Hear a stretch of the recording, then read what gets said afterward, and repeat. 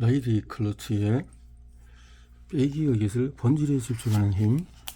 라이디 클러치는 지금이 버지니아 대학교 교수, 공학과, 건축학과, 경영학과에 동시에 소속되어 있다. 버지니아 대학 융합행동 설립자, 연구소, 응용 연구, 커리어 상 받고 수상자로서 공모 채택, 또 미국 공유협업도 하고 하버드 비즈니스 리뷰 등등 100회 이상 강연을 하며 대중과 소통하고 있다. 원기는 이경식은 서울대학교 국문학과 심리학자들의 세계의 기술이라는 책이 신간으로 이렇게 나왔는데요. 라이디 클러치 지금 나는 뭐뭐를 덜 해야 한다, 더 해야 한다, 이런저런 더 한다, 뺀다, 시작했다, 마무리 지지 않은 채 또 그런 또 가정이나 직장에서 없애는 것보다 더 많은 수익 규칙을 새로 3년을보다 더 바보지 않은가, 또 삶에 대해서 엄청나게 많은 것을 더 한다, 동시에 빼기를 간과하고 우리는 사는 세상의 빼기를 무시한다. 때로는 빼는 것이 기쁨을 가져다 준다. 끊임없이 빼기가 믿을 수 없을 정도로 강력하고 보상을 안겨주며 또 당신이 더 맑은 눈으로 세상을 보았으면 좋겠다. 어떤 문제를 해결하든 당신이 놓치고 서려가는 선택지들을 더 많이 찾을 수 있으면 좋겠다. 이 책은 빼기 대한 나의 어린 집착이 낳은 결과물이다. 어린 집착이 낳은 결과물이다.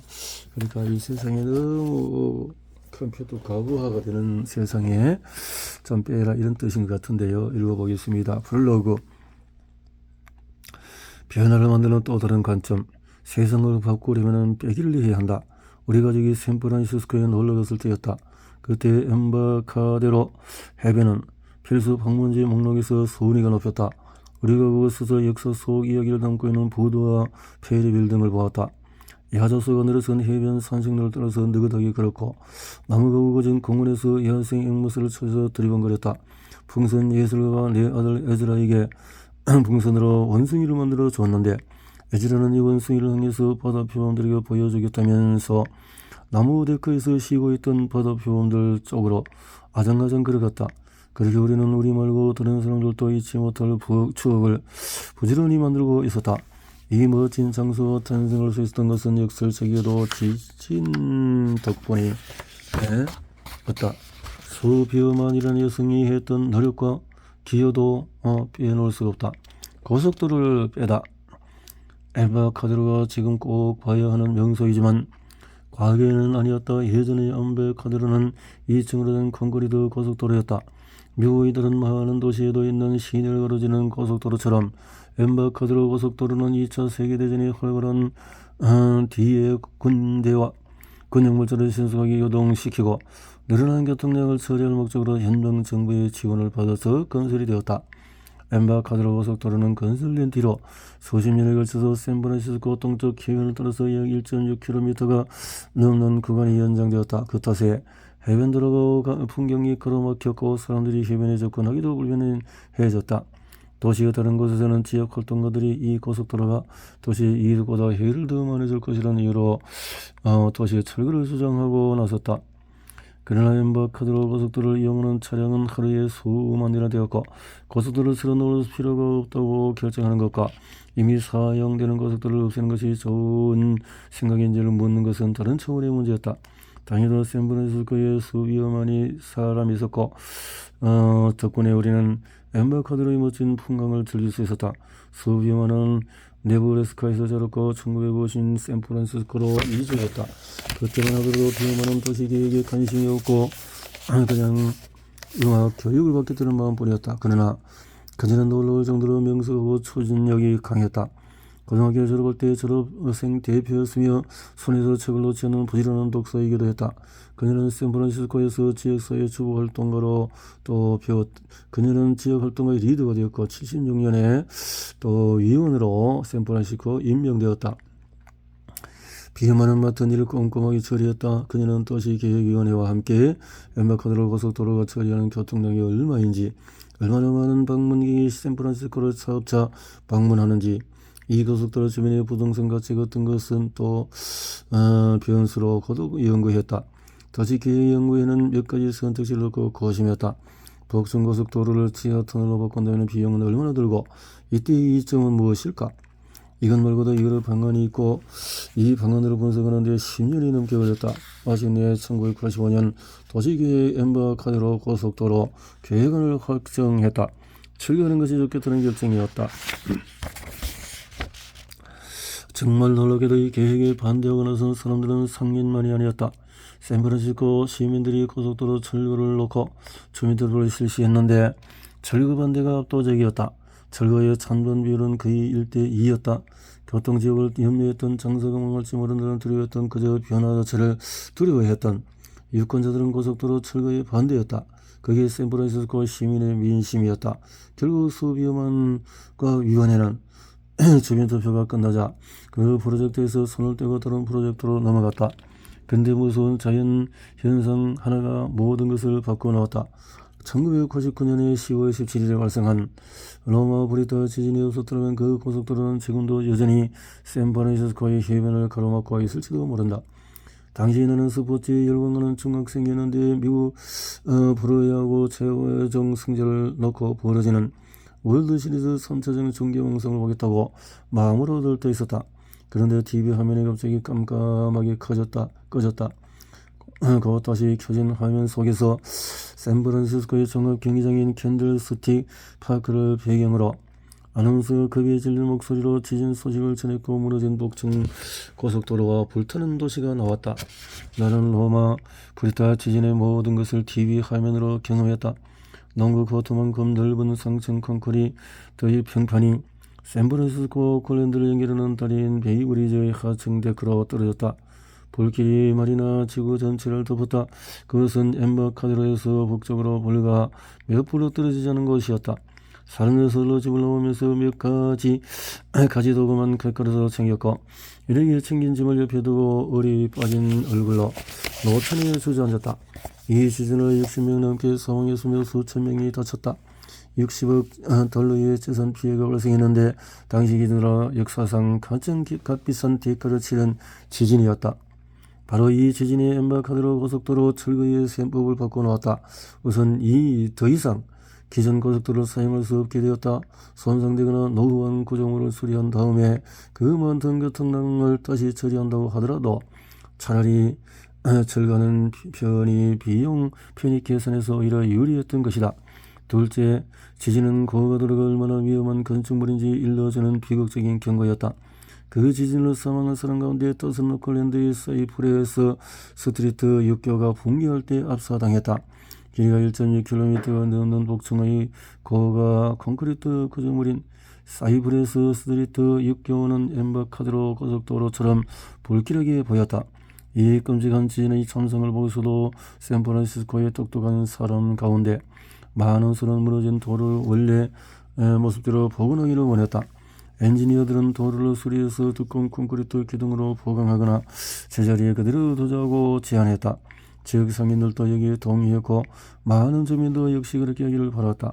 필리체선을 소생한 샌프란시스코 크로니클 칼럼니스트 허브 카이는 다시 또 엠버카드로 고속도로 건설보다 훨씬 더 나쁜 생각인 철거와 관련된 진지한 논의가 있다고 말했다. 그러나 이번에는 주민투표가 없었다. 주민투표를 했다면 그 고속도로가 지금도 그 자리를 지키고 있을지 모른다. 이 고속도로를 어떻게 처리할 것인가 하는 결정은 샌프란시스코 위원회에 임명이 되었고 수비험안을 만족했다. 그러나 이 만족은 오래가지 않았다. 91년에 새로 선출된 시장이 비험안을 해임했기 때문이다. 지진뿐 아니라 몇몇 공직자 희생으로 마침내 문제의 고속도로는 철거되었다. 샌프란시스코를 방문하는 사람들에게 이런 상황이 너무나 당연하다. 어떤 고속도로든 엠버카드를 덮고 지나가면 안 되는 이유는 분명하다. 고속도로가 철거된 지 10년이 지난 2000년 샌프란시스코는 고속도로 철거한 것이 잘못된 결정이라고 생각하는 사람은 찾아오기가 힘들다고 보도했다.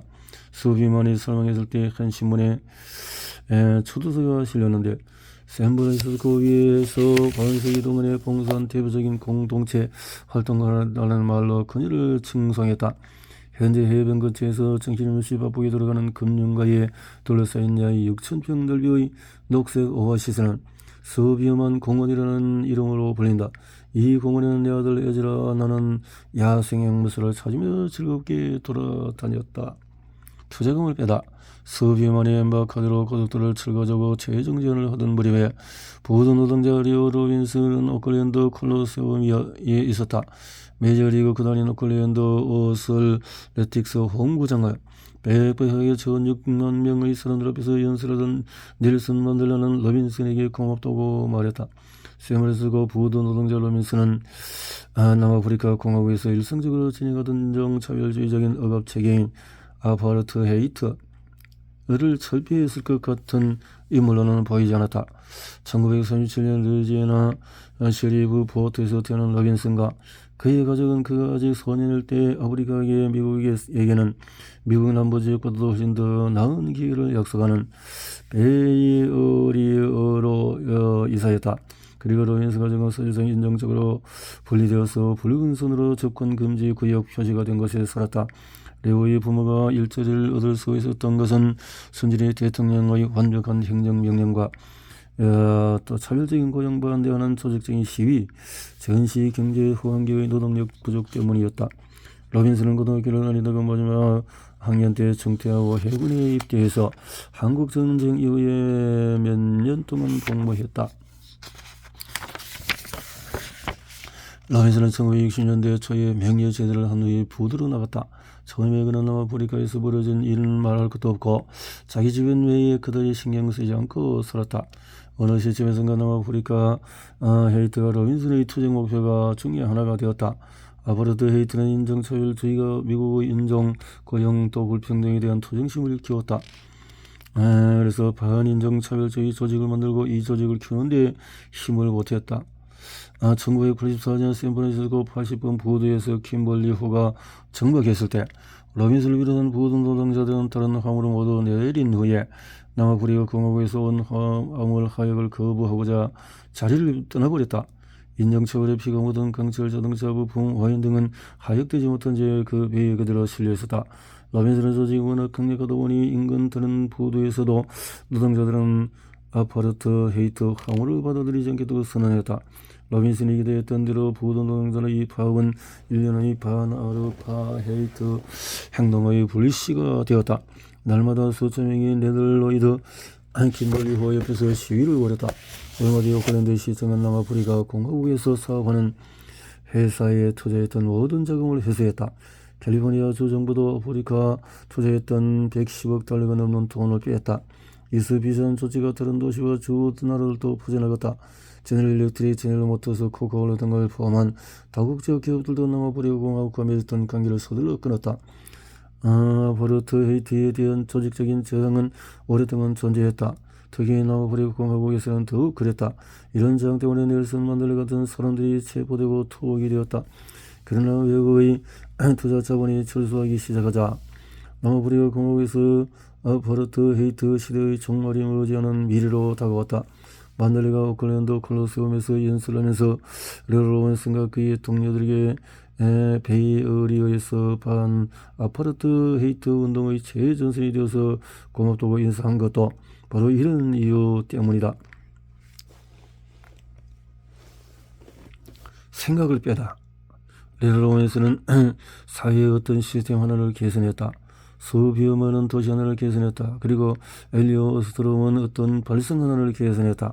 오스트롬의 진행 어떤 발성을 개선하고 확장하기보다도 그 발성을 떨쳐내는 데 있었다. 이런 경우는 노벨상 수상자에서 흔히 볼 수 있다. 인디애나 교와서 오스트롬은 경제적인 지배 구조를 연구하는데 전념하면서 공유지의 비극으로 일컬어지는 이론의 반기를 들었다. 그 이론은 생략자 게른 하디시 주장했다. 하디는 68년에 사이언스에 게재된 논문에서 공유지에서 서로를 방문하는 목동들이 이라는 오래된 우화를 들고 나왔다. 목동들은 그 공유지에 얼마나 많은 소를 방문할지를 결정해야 한다. 모든 목동이 적절한 수위의 소만 방문한다면 공유지는 재생력을 잃지 않고 해마다 적정한 만큼의 소가 먹을 수 있는 것을 생산하고 다른 목도 편익을 누릴 수 있는 영원히 이어갈 수 있다. 그러나 딜레마가 있다. 다른 목동들은 자기가 기르는 소의 소수를 제한하는데 어떤 목동들은 그렇게 하지 않는다면 어떻게 될까 하는 것이다. 그렇게 되면 공유지는 결국 황무지가 될 것이고 소유수를 스스로 제한했던 목동들은 더 많이 가질 수 있었던 단기적인 이익을 놓치고 만다. 이런 일이 한 번 일어나면 모두가 이기적인 목동이 되고 만다. 이기적인 목동. 하디는 목동의 비유를 현대적인 환경 쟁점으로 확장했다. 그는 많은 사람이 편리함을 일게 있을 수 있지만 아무도 소유하지 않은 공유 차원에서는 이기적인 목동의 행동이 언제든지 만연할 수밖에 없음을 발견했다. 환경과 관련된 많은 쟁점을 공유지의 비극이 일어나는 관점에서 바라볼 수 있다. 기후변화만 해도 그렇다. 깨끗한 대기는 인류가 생명을 열 수 있는 공동의 자원이다. 그런데 어떤 사람들이 이기적인 목동처럼 화석 연료를 무지막지하게 소모함으로써 그렇게 한다. 하디를 말한 공유지의 비극은 인간의 동기와 공유 자원을 다스리는 규칙, 자원자치에 대한 몇 가지 가정의 전제를 통해 성립한다. 하딘이 의하에서 일반적인 이론을 제시하는 반면에 오스트롬은 구체적인 증거를 가지고 더 미묘한 조제들을 추출했다. 집단 지식에 대한 엘리너 오스트롬의 재능은 바로 이런 편집 재능이었다. 공동 소유라는 일반적인 상황은 결국 비극으로 끝날 수밖에 없다는 하딘의 주장에서 시작이었지만 각각 특정한 개별 상황은 훈훈한 결말로 끝날 수 있음을 보여주었다. 사려 깊은 계획만 마련한다면 얼마든지 행복한 결말을 만들 수 있음을 발견한 것이다. 이 세 가지 이야기의 공통점은 빼기 힘을 이용했다는 사실이다. 수비 많은 샌프란시스코를 또 고속도로를 뺐고 레오로미스는 투자금을 빼게 만들어서 아파르트 헤이트를 무너뜨렸다. 또 엘리노 오스트롬은 잘못된 방사능을 빼므로써 인류가 더 나은 공동의 미래를 함께 나갈 수 있도록 했다. 세 사람 모두 자기가 가지고 있던 생각과 용기와 끈기 덕분에 세상을 더 나은 곳으로 바꾸었다. 이들이 이런 변화를 일으킨 것은 다른 사람들이 놓쳤던 기회를 포착했기 때문이다.